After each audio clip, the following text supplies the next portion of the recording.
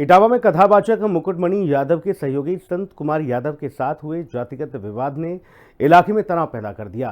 कथा के जजमानों को पहले से संत कुमार यादव जाति की जानकारी थी, लेकिन कथा के बाद कुछ शरारती लोगों ने उनकी जाति पूछकर अभद्रता की, जिससे विवाद और हिंसा भड़क गई। जाति विवाद के बीच आधार कार्ड में यादव जाति दर्ज होने के बावजूद कुछ लोगों ने उसे बदलवाकर मामले को बढ़ावा दिया।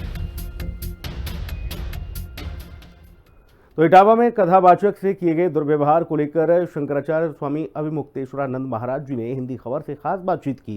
शंकराचार्य ने इस घटना को बहुत ही दुर्भाग्यपूर्ण बताया। उन्होंने कहा कि ऐसा नहीं होना चाहिए, मन में बहुत दुख है। उन्होंने कहा कि घटना हो गई, लेकिन अब राजनीतिक लोग राजनीति लाभ लेने के लिए आगे आ रहे हैं। इस घटना की जांच होनी चाहिए, इसमें साजिश की बू आ रही है। हमारे साथ बातचीत करने के लिए शंकराचार्य स्वामी अभिमुक्तेश्वरानंद महाराज जी हैं। महाराज जी, जिस हिसाब से इटावा में कथावाचक के साथ मारपीट की घटना सामने आई है, कैसे देख रहे हैं आप उसको? बहुत दुर्भाग्यपूर्ण है भैया, ऐसा नहीं होना चाहिए। बहुत ही मन में दुख हो रहा है और अच्छा नहीं लग रहा। यहाँ पर यह भी कहा जा रहा है कि जाति पूछकर मारा पीटा गया है। हाँ देखिए, यही तो बात है ना कि घटना हो गई है, दुर्भाग्यपूर्ण घटना है। अब राजनीति के लोग उसमें राजनीतिक लाभ लेने के लिए आगे आ गए हैं। अब उसकी तरह तरह से व्याख्या शुरू कर रहे हैं। इसीलिए हम एक मांग आपके माध्यम से करना चाहेंगे कि ये जो घटना है इसकी जांच कराई जानी चाहिए। इसमें हमको साजिश लगती है, हमको लगता है कि ये षड्यंत्र है, ये सहज में घटी घटना नहीं है। हमको लगता है कि पहले से ही बुलाने वालों को पता था कि ये अपनी जाति छिपा करके कथा करते हैं, पहले इनको बुलाया जाए, फिर एक दिन के बाद इनको अपमानित किया जाए। ऐसा योजना हो सकती है, ऐसी ही हमको आशंका है। इसलिए हम चाहते हैं कि इसकी जांच की जाए, क्योंकि जिस तरह से घटना घटी है और घटना के बाद जिस तरह से राजनीति के लोग इसका लाभ उठाने के लिए लालायित दिखाई दे रहे हैं, लाभ उठाने का प्रयास करते दिखाई दे रहे हैं, उनको ये भी परवाह नहीं है कि इससे हिंदू समाज में एक खाई गहरी बन जाएगी। तो इससे हमको समझ में आता है कि ये राजनीतिक लाभ लेने के लिए कराई गई घटना है। ये भी कहा जा रहा है कि अच्छा महाराज जी, आपसे ये समझना चाहेंगे कि जो कथावाचक हैं या फिर मानस कथा या राम कथा, ब्राह्मण के अलावा कोई और भी कर सकता है? ऐसा है कि कथा जो है वो तो कहते सुनते रहते हैं लोग, बहुत से लोगों ने कथाएं कही हैं, बहुत से लोग सुनते रहे हैं। रामचरितमानस में कागभुसुंडी ने कथा कही है और स्वयं भगवान शिव ने आकर के उसको सुना है। तो कथा तो अलग वस्तु है। इस कथा में दो तरह की कथा होती है बंधु। एक कथा होती है जो निस्वार्थ निष्काम होती है और दूसरी होती है सकाम। तो हमारे यहाँ निष्काम और सकाम दो तरह के कर्म किए जाते हैं सनातन धर्म में। निष्काम कर्म में ज़्यादा नियम नहीं होते, उसमें केवल मूल भावना होती है, और जो सकाम कर्म होते हैं उनमें बहुत सारे विधि निषेध का पालन करना होता है। तो अगर वो निष्काम कथा है तब उसमें बहुत ज़्यादा विचार नहीं होता है, ये विचार ही नहीं है कि कौन कह रहा है कौन सुन रहा है, बस राम कथा में मस्त है। लेकिन अगर वो सकाम कथा है तो उसमें विधि निषेध का पालन किया जाना चाहिए। और हमारे यहाँ जो परंपरा है, भागवत की कथा के पहले जो पद्म पुराण के 5 अध्याय 6 अध्याय महात्म्य के लगाए गए हैं, उसी में लिखा हुआ है कि वक्ता कैसा होना चाहिए। तो उसमें बताया है कि वक्ता ब्राह्मण होना चाहिए, विद्वान होना चाहिए और निष्प्रिय होना चाहिए। आर्थिक लाभ के लिए कथा कहने वाला नहीं होना चाहिए।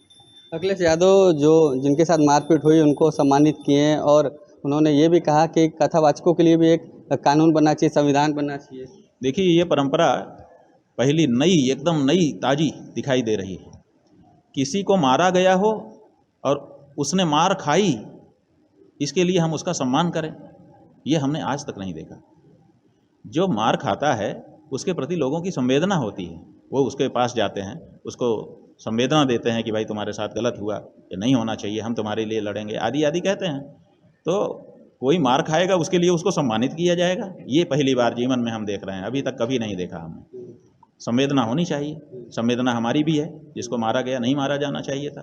तो संवेदना हम लोग भी प्रकट कर रहे हैं, और अगर वो हमसे मदद करें चाहें तो हम उनको मदद भी करेंगे। और जहाँ तक हम न्याय की दृष्टि से देखते हैं, धर्म की दृष्टि से देखते हैं, तो हम पाते हैं कि अपनी जाति छुपा करके क्या ज़रूरत थी आपको ये सब करने की। राम कथा आप अपनी जाति के अनुसार भी कर सकते हैं, देश में बहुत से लोग हैं जो कर ही रहे हैं, उनके भी लोग सुन ही रहे हैं, ऐसी क्या बात है। तो आपको ऐसा नहीं करना चाहिए था, आपकी भी गलती है। और अगर किसी को धोखा हो गया, नहीं पता था और पता चल गया, तो उनको भी चाहिए था कि उनको विदा कर देते थे कि भैया अब आपसे हम कथा नहीं सुन पाएंगे, हम तो धोखे में पड़ गए, हम समझते थे आपको ब्राह्मण, आप नहीं हैं, तो भी कोई बात नहीं थी। अगर इससे भी ज़्यादा उनको जाना था तो FIR कर सकते थे, लेकिन मारपीट करना, उनका चोटी काट देना, बाल मुड़ा देना, मारपीट करना, किसी के पैरों में गिरने के लिए कहना, ये सब जो किया गया ये दुर्भाग्यपूर्ण है। हम एक ही बात कहना चाहेंगे कि सनातन धर्म में हर जाति अपनी जगह पर महत्वपूर्ण है और सबका गौरवपूर्ण इतिहास है और भगवान के ही सब अंग हैं। तो वहीं शंकराचार्य स्वामी अभिमुक्तेश्वरानंद महाराज जी के अलावा देश के और भी तमाम हिंदू धर्म गुरुओं का इस मामले पर क्या कुछ कहना है, उनका पक्ष भी सुनना जरूरी है। हालांकि सबकी अपनी अपनी निजी राय है। पहले वो सज्जन बौद्ध कथा करते थे, बाद में भागवत की कथा करने लगे। एक दूसरे सज्जन, ये दोनों, एक यादव जी और एक जाटव, इनको अपना नाम छुपाने की क्या जरूरत थी?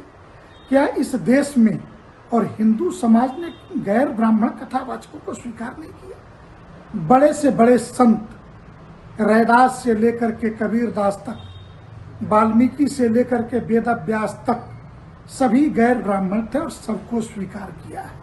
ये बहुत ही निंदनीय कार्य है और समाज में एक भेद और नफरत फैलाने वाला कार्य है। और इस तरह शिखा काट देना और उन्हें प्रताड़ित करना, भागवत मंच से उसे उतार देना, ये बहुत निंदनीय कार्य हुआ है। और पूरी अभी हमारे पास सूचना नहीं आई है, मीडिया के माध्यम से ये जानकारी हुई है। जिन लोगों ने इस तरह का कृत्य किया है वो उन लोगों की गिरफ्तारी होनी चाहिए और शीघ्र ही उन पर कड़ी कार्रवाई होनी चाहिए। मैं इसकी कड़े शब्दों में निंदा करता हूं और ये कहना चाहता हूं कि जिन लोगों ने जिस षड्यंत्र के तहत इसके पीछे कोई छिपी हुई राजनीतिक मंशा तो नहीं है, उनकी हम जिससे सरकार को बदनाम करने का कुचक्र चलाया जा रहा हो, क्योंकि कथावाचक इस राष्ट्र की धरोहर होता है और वो जन जन में, क्योंकि उसकी जाति नहीं हो सकती और उसकी कोई किसी भी प्रकार से जो है वो राष्ट्र की धरोहर है। इसलिए मैं ये कहना चाहता हूं कि तत्काल प्रभाव से इसकी प्रशासन जांच करे और जो लोग दोषी हैं उनके खिलाफ कठोरतम कार्रवाई करे, जिससे इस घटना की पुनरावृत्ति पुनः न हो सके। पहले तो उन कथावाचक को अपना परिचय पूरा देना चाहिए था और जिससे कि पता चले सामने कथा कराने वाले को कि हम किसकी कथा करा रहे हैं। दूसरी बात,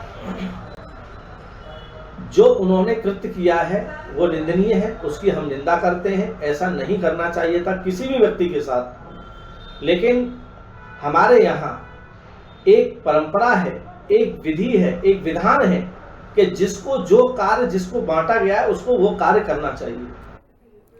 मंत्री जयवीर सिंह ने इटावा की घटना पर हिंदी खबर से खास बातचीत की। इस दौरान उन्होंने कहा कि प्रदेश का माहौल बिगाड़ने की कोशिश करने वाले लोग जाति आधारित राजनीति कर रहे हैं, जिसे किसी भी सूरत में बर्दाश्त नहीं किया जाएगा।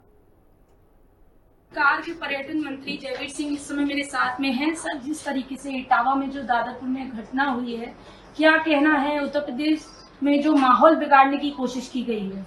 देखिए, घटना होना और उस पर कार्रवाई होना है सरकार का दायित्व है, प्रशासन का दायित्व है और प्रशासन उस पर पूरी तरह सजा गया और कार्रवाई कर रहा है। लेकिन एक दल विशेष, एक राजनीतिक दल के द्वारा जिस तरीके का आचरण, उसको जाति उन्माद देने का प्रयास करना, वहां थाने का घेराव करना, रोडों का ब्लॉक कराया जाना, एक अपने पार्टी के कार्यकर्ता के द्वारा वहां भीड़ इकट्ठी करके तमाम तरीके की अराजकता पैदा करना, ये किसी भी कीमत पर एक हताशा निराशा उस पार्टी की दर्शाता है कि वो पार्टी हताशा और निराशा में पूरे प्रदेश में जाति उन्माद पैदा करके सामाजिक सौहार्द बिगाड़ना चाहते हैं। प्रदेश में बुरी तरह कानून व्यवस्था को कमजोर करना चाहते हैं, लेकिन इस चीज को उत्तर प्रदेश सरकार, हमारा प्रशासन बर्दाश्त नहीं करेगा। हर पीड़ित व्यक्ति को न्याय देने का काम हम करेंगे। जिसने भी जो भी अपराध करेगा वो उसको अपराधी की तरह करते हुए उस पर कार्रवाई होगी। जाति आधार पर, धर्म के आधार पर, वर्ग के आधार पर कोई निर्णय सरकार ने लेती है, लेकिन जो भी ऐसे लोग हैं जो धर्म जाति में विभक्त करके उत्तर प्रदेश के समाज को बांट करके उत्तर प्रदेश में अपनी राजनीतिक रोटियां सेकने का प्रयास कर रहा है।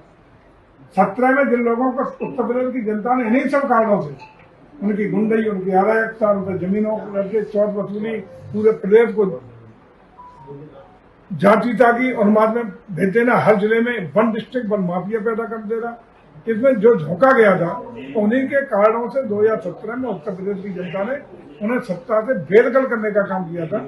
वही लोग उसी मनोवृत्ति के साथ, उसी अपने कारनामों के साथ पुनः हरकतें कर रहे हैं, पुनः उसी वातावरण प्रदेश को झोंकने का प्रयास कर रहे हैं।